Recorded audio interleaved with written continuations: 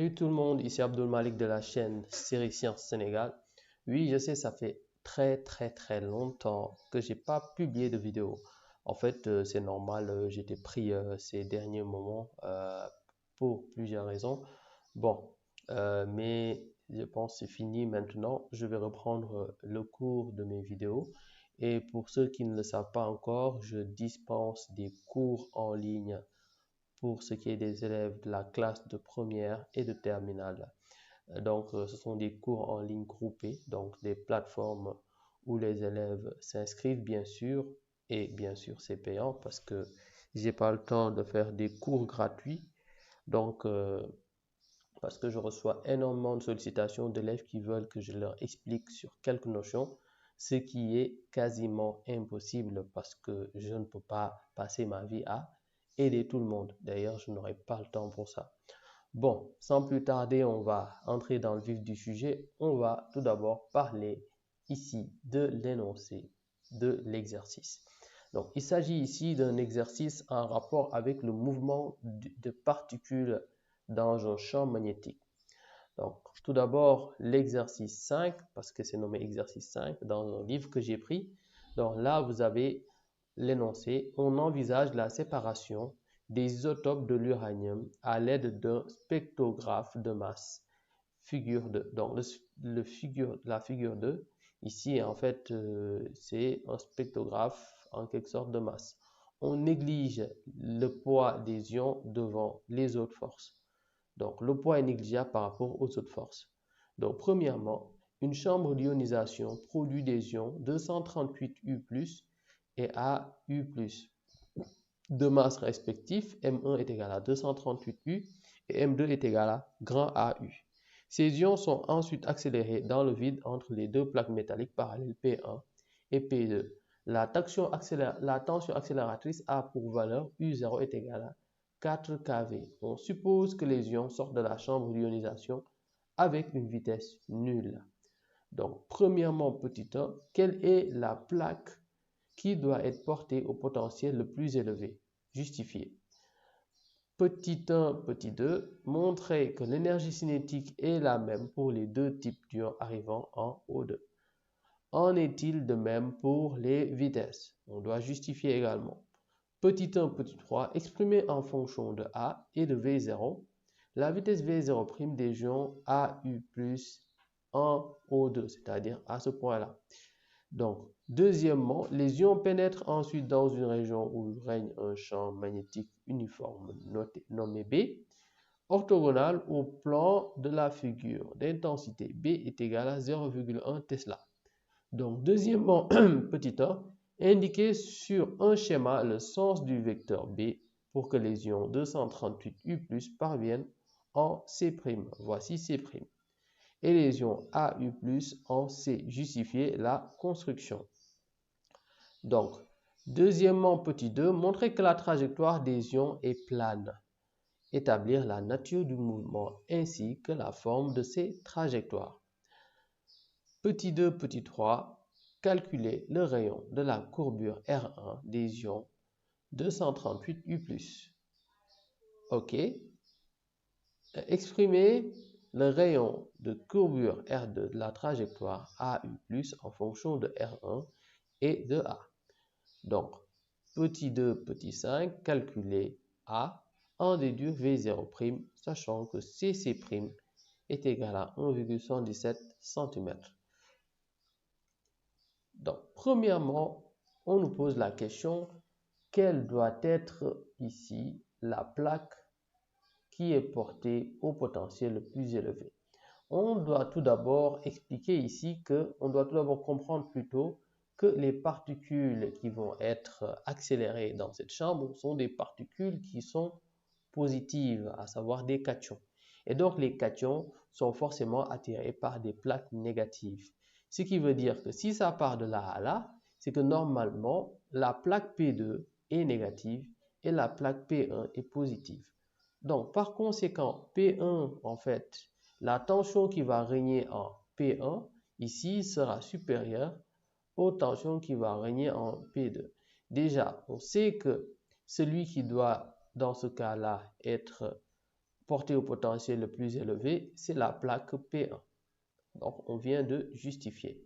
On vient de justifier P1 car, en fait, P2 va attirer les ions positifs, les cations, si on veut, pour aller plus rapidement. Ok, donc là, c'est petit 1, petit 1. Et petit 1, petit 2, montrer que l'énergie cinétique est la même pour tous les deux types d'ions arrivant en O2. Donc, on va établir ici une expression apprise en première, à savoir la variation de l'énergie cinétique est égale à travail des forces extérieures. Donc là, c'est semblable pour tout, ici, toute particule qui est en fait, qui subit en fait l'action de la force ici. Il s'agit de la force électrique, bien sûr, entre les plaques O1 et O2. Par conséquent, on pourra dire M1 demi de MVF, à savoir la vitesse finale, moins 1 demi de MVI carré, est égal en fait Q fois U. Ok? Donc, vous voyez bien que le travail de la force n'est fonction uniquement que de la charge et ici de la tension. Ok? Donc, la tension ici, elle concerne toutes les particules. Donc, c'est une tension qui est constante. Q est constante. Donc, cette expression 1 demi de MVI carré est nulle parce que la vitesse au départ est nulle. Ce qui nous donne 1 demi de MVF carré est égal à QU. Ce qui veut dire en fait l'énergie cinétique, l'énergie cinétique pour ici l'ion une fois au point 2, c'est-à-dire pour n'importe quel type d'ion, à savoir EC, on va dire ECF, est toujours égal à QU, là, quel que soit en fait l'ion. Ok? Parce qu'en fait, ça ne dépend pas, en fait, l'énergie cinétique ne dépend pas ici, voilà, elle dépend intégralement de la charge et de la tension, de l'intensité de la tension. Par conséquent, on peut dire que nous avons la même chose pour tous les types d'ions possibles. Donc, maintenant, pour ce qui est quand même des vitesses, il faut savoir une chose, bien sûr, les vitesses ne seront pas toujours les mêmes parce que pour chaque particule a sa masse.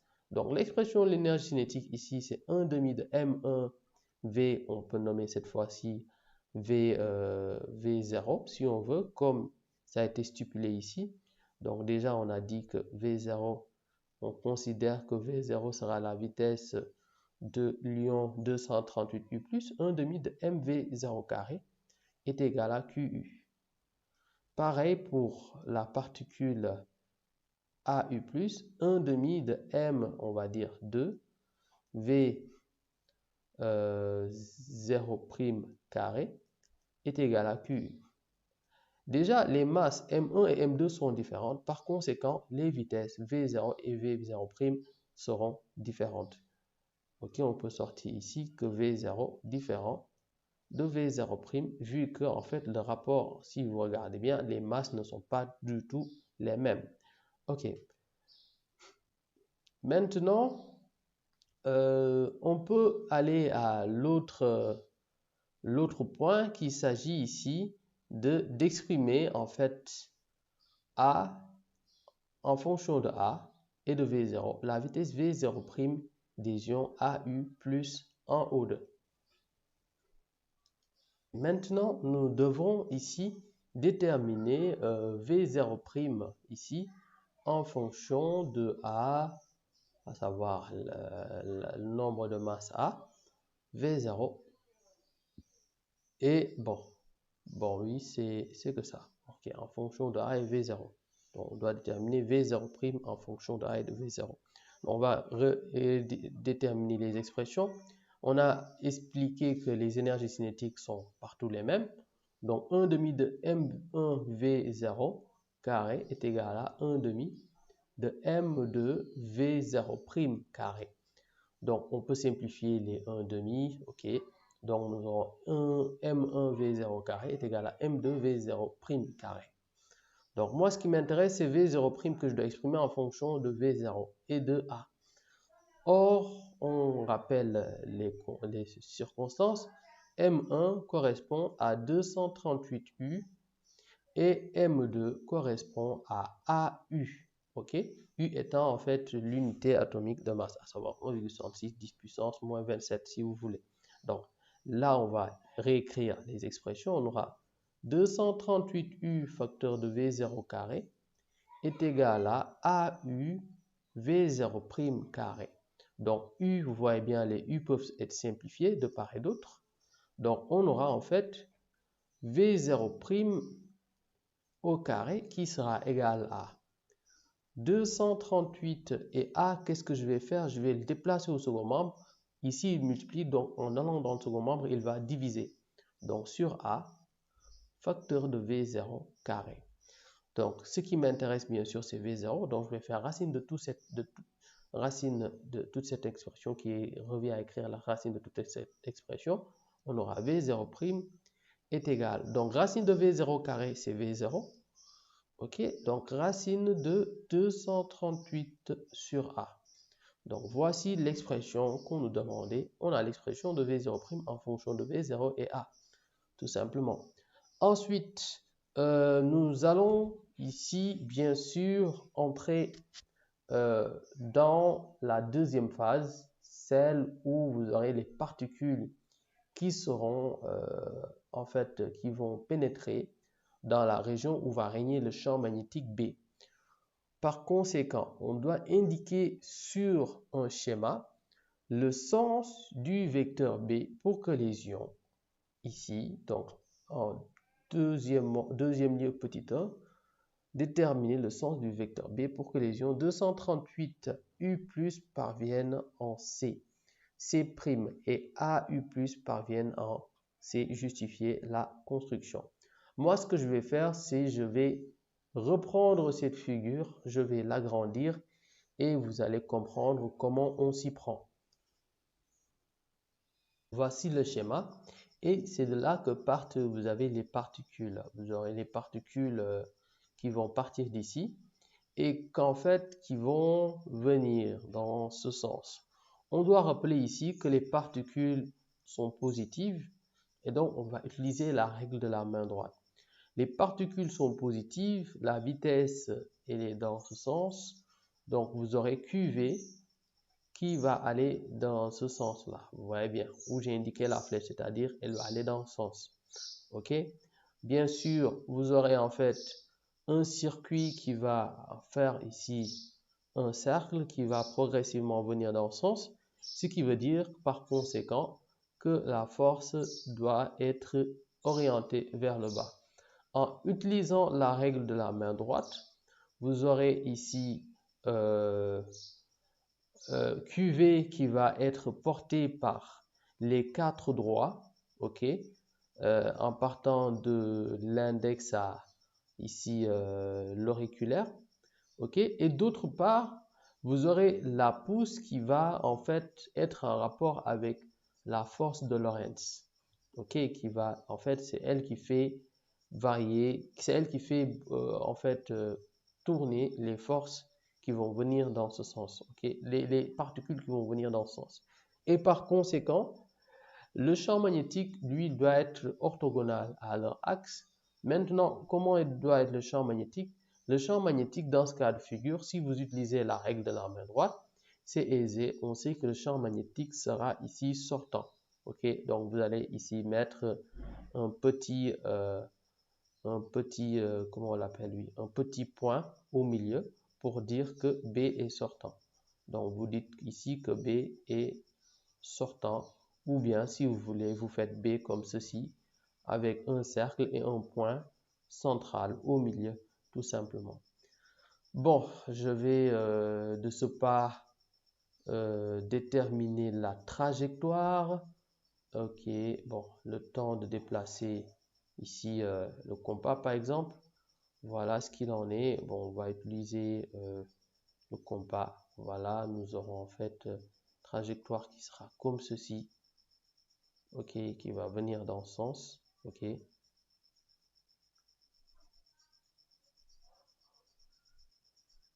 Donc vous aurez en fait, va venir comme ça. Ok, on va essayer de, voilà. Bon, voilà, merci.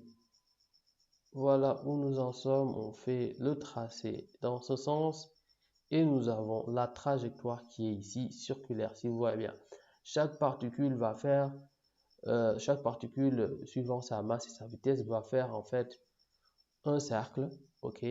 Et en fait, vous aurez les particules 238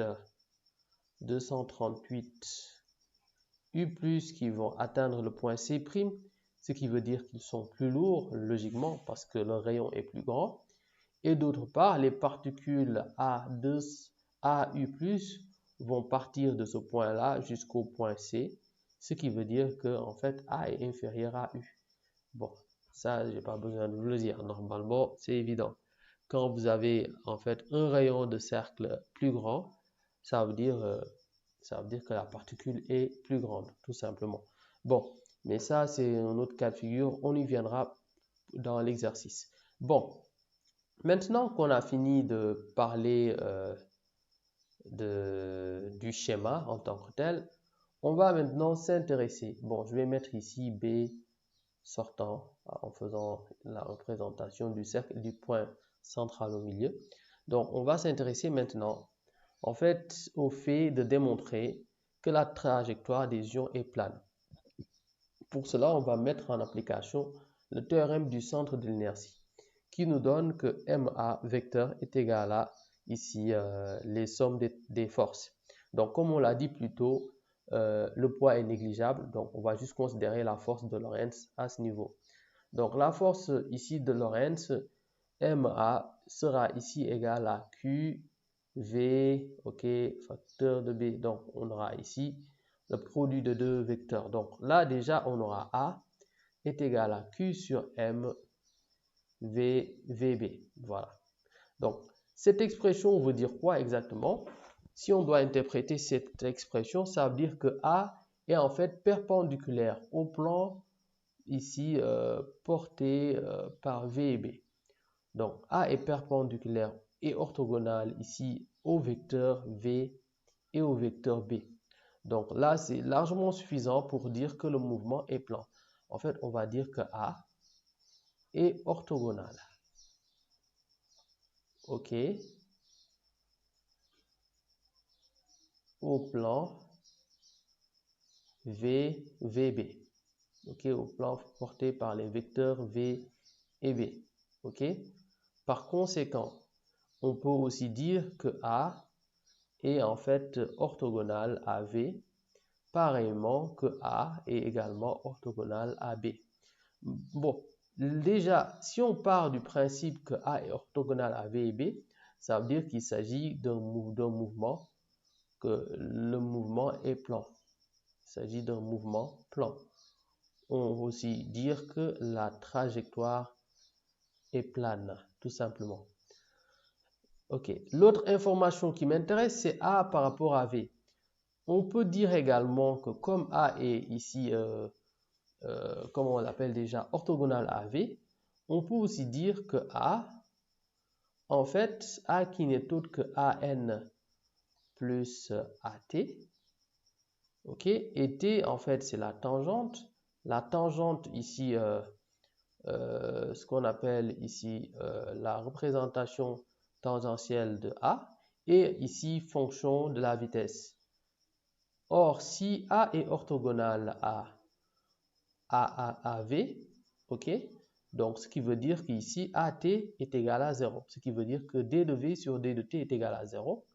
Par conséquent, on peut dire que la vitesse ici est une constante. Donc, pourquoi j'insiste sur ce point?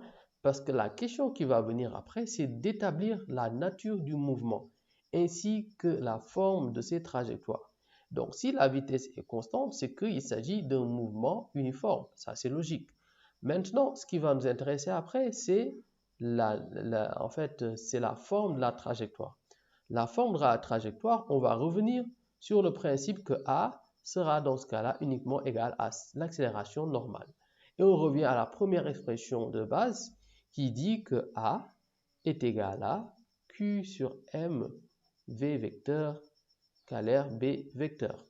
Donc, regardez bien, on peut aussi directement établir la relation, on aura AN est égal à QV fois B, ok, sur M. On est tous d'accord. Et là, nous avons quoi? En fait, AN, ce n'est rien d'autre que V carré sur R, ok? Et d'autre part, on aura ici QVB sur M. Bon, moi, je vais ici essayer de tirer R. Donc, comment je vais faire pour tirer R?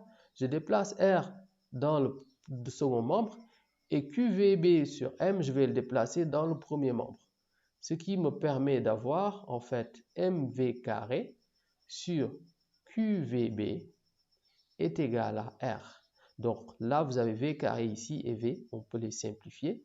Donc, vous aurez MV sur QB. Donc, ce qui fait que R est égal à MV sur QB. Et R, ce n'est rien d'autre que le rayon de la trajectoire. Et parce que déjà, quand j'ai fait la représentation, vous avez vu que le mouvement ici est en fait circulaire. Ça, vous avez bien vu. Donc, si un mouvement est semi-circulaire, ok, bon, c'est semi-circulaire d'ailleurs même, forcément, il comporte un rayon. Et donc, ce rayon, c'est ce qu'on a ici. Donc, vous voyez bien, le rayon, en fait, est écrit en fonction, en fait, de termes qui sont comment? Les termes ici, on va commencer par V. Je l'avais dit plus tôt, V est constant. V est égal à constante. La masse de chaque particule, si on prend suivant chaque particule, sa masse, la masse d'une particule, bien sûr, elle est constante par rapport à la particule. Donc, constante. Là, vous avez Q qui est également une constante. Et là, vous avez B qui est également une constante. Par conséquent, cette expression en tant que telle est une constante. Donc, le rayon est une constante. Comme la vitesse est constante, le rayon constant, il s'agit d'un mouvement circulaire, on le sait très bien. Et donc, un mouvement circulaire uniforme, tout simplement. Voilà. Voici ce qu'il fallait démontrer. Bon, maintenant, la suite, on nous demande de calculer le rayon R1 de la trajectoire des ions 238U+. Bon, pour cela, on va établir l'expression de son rayon. On va le nommer R1 et c'est en rapport avec sa masse, M1, fois sa vitesse V0, parce que c'est la vitesse des particules 238U+, et sur QB. Bon, Q et B sont constantes pour les deux, parce que c'est plus pour tous les deux, c'est 1 plus, donc on va dire Q. Et là, on fait le calcul, on fait l'application numérique. Et M1, c'est égal à, on l'avait déterminé, 238U, à savoir 238 fois 1,66, 10 puissance moins 27. Donc là, il y a un problème qui se pose, c'est déterminer V. On ne connaît pas V. Donc V, pour le déterminer, on revient au départ, on avait déterminé que 1 demi de M V0 carré est égal en fait à QU. Voilà, c'est ce qu'on avait. Donc ce qui nous donne directement V0 est égal à racine de 2QU sur M. On le calcule rapidement en faisant l'application numérique. On aura racine de 2 fois Q. En fait, Q c'est plus, qui veut dire que c'est une seule charge positive. Donc 1,6, 10 puissance moins 19 fois U qui est égal à 4 kV, donc 4000. Ok. Maintenant sur la masse, et la masse c'est 238 U, à savoir 238 fois 1,66, 10 puissance moins 27. Et on fait le calcul. Bon, faisant le calcul, on trouve 56 919 mètres par seconde. On peut arrondir à 57 km par seconde. C'est 57 000, 57 km par seconde. Voilà. Donc V0 est égal à 57 000 km par seconde.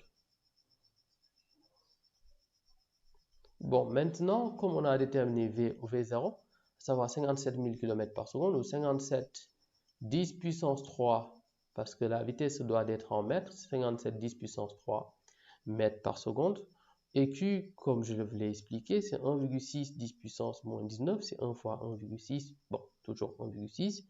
Et B, quant à lui, on l'avait déterminé, B, on avait mis une valeur de combien déjà?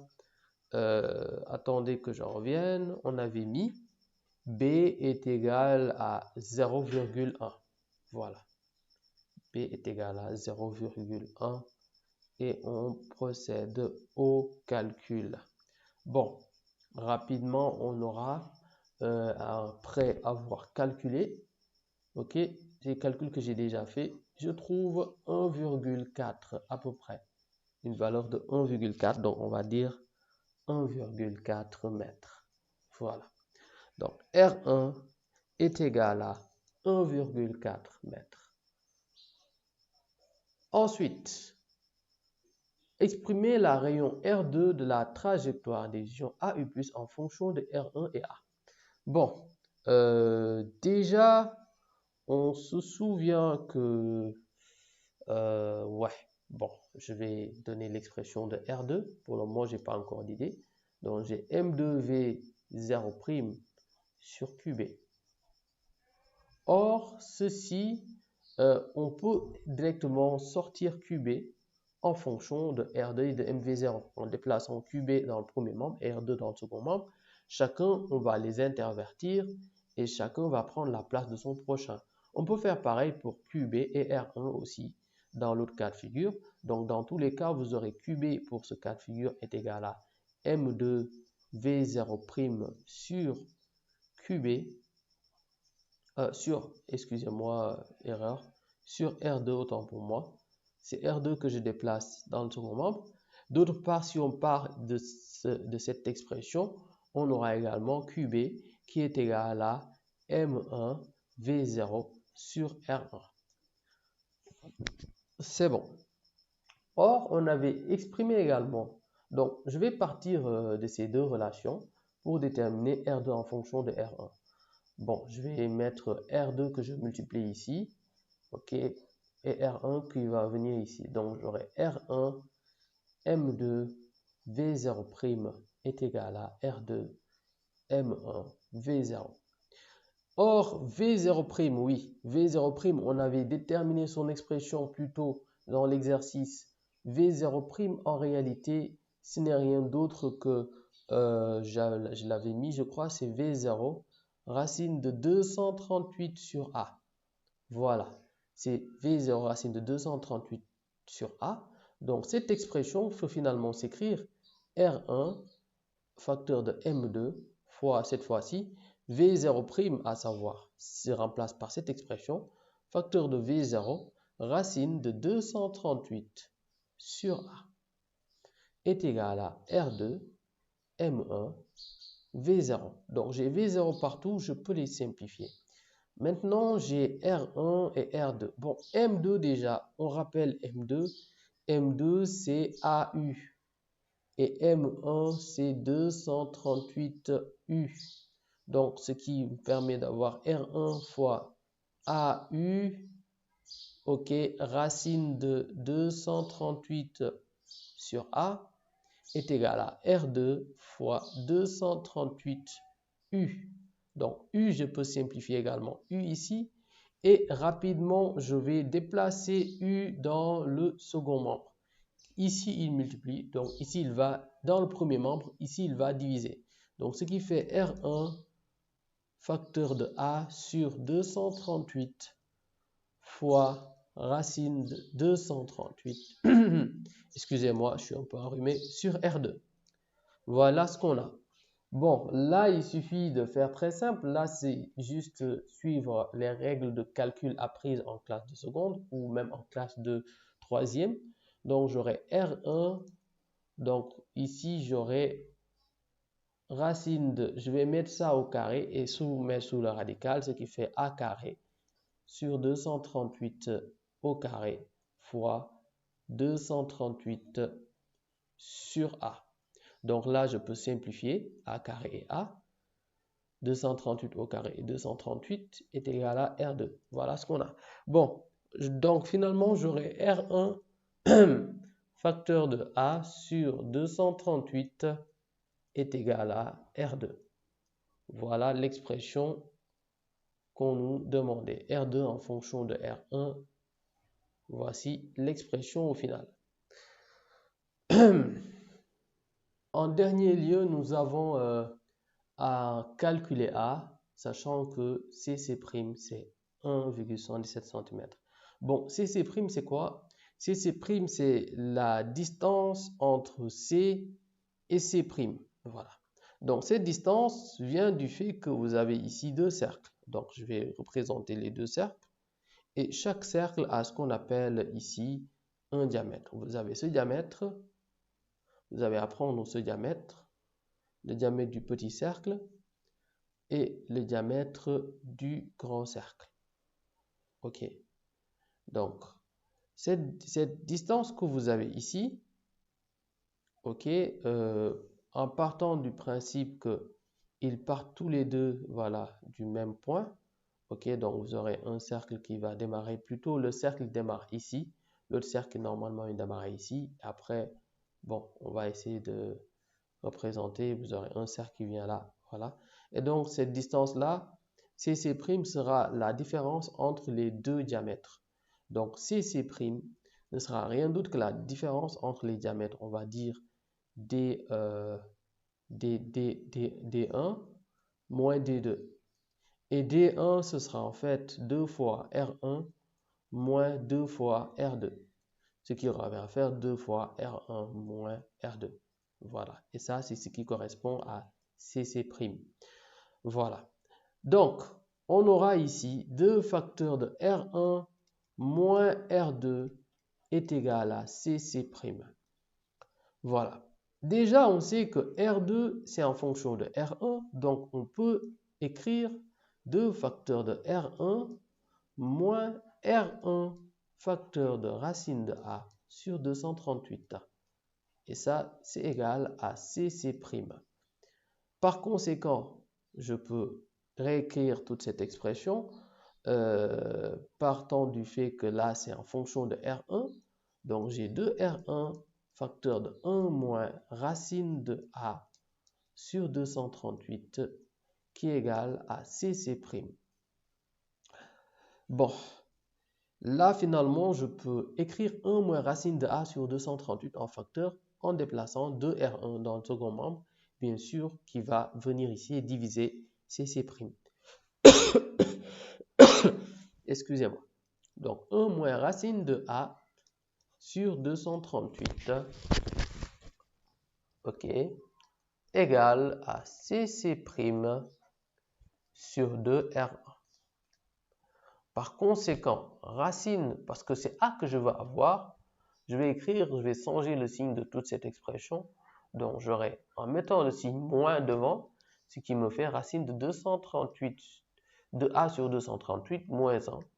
OK, moins 1 à l'extérieur de la racine est égal à moins CC' sur 2R1.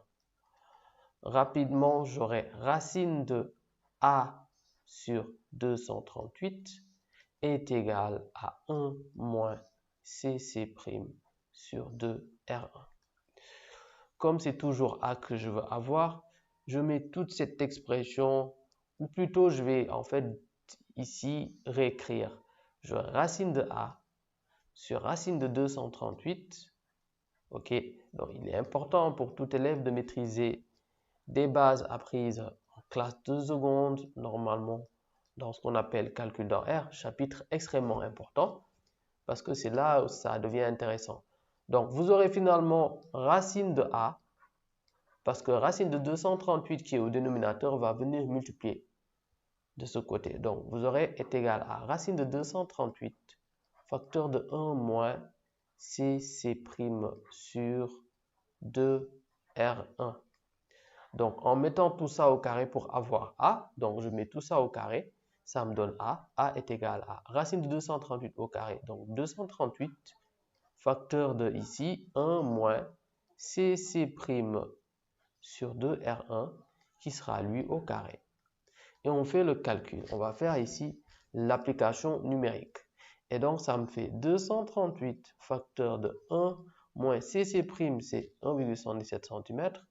Donc 0,0177 sur, en fait, 2 fois R1. R1, j'avais trouvé 1,4, donc 2 fois 1, ce qui me fait 2,8. Et on fait le calcul, on trouve une valeur proche de 235. Donc on a tiré A est égal à 235. Maintenant, l'autre question qu'on nous demande, attendez que je revienne, c'est en déduire V0'. Ok. Bon, V0', si on se souvient, on avait déterminé son expression en fonction de A et attends le temps que je revienne, en fonction de A et U, plutôt en fonction de A et de V0, si mes souvenirs sont bons. Oui, c'est vrai, j'avais déterminé V0' est égal à V0 racine de 238 sur A. Voilà. Maintenant qu'on a déjà A, c'est moins difficile. Maintenant, on remplace juste A par sa valeur. Donc, 235. Et on fait le calcul. Donc, V0, c'est 57 10 puissance 3. Donc, racine de 238 sur 235. On trouve du coup 57, une valeur proche de quelques 57 200 et quelques 280, presque 3, donc 57,3 10 puissance 3 ici mètres par seconde. Voilà ce qu'on a. 57,3 10 puissance 3 mètres par seconde. On aura V0' est égal à 57,3 10 puissance 3 mètres par seconde. Bon, j'espère que cette vidéo vous a plu. Si elle vous a plu, n'oubliez pas de laisser un petit like. N'oubliez pas aussi de vous abonner. D'autres vidéos comme celle-ci viendront progressivement. Aussi, n'oubliez pas, j'ai mis en place des cours en ligne, bien sûr payantes, parce que dans la vie, pour réussir, il faut se sacrifier, se donner tous les moyens. Rien n'est gratuit, ok? Bien sûr, pour les élèves qui m'interpellent chaque jour, monsieur, j'ai besoin que vous m'expliquiez. Je n'ai pas le temps pour ça. J'ai une vie à mener moi aussi. Le seul support sur lequel je peux vous aider, c'est grâce aux cours que je mets en ligne sur YouTube. Donc, c'est tout simplement cela. Donc, merci de me comprendre. On se dit à la prochaine fois. Inch'Allah.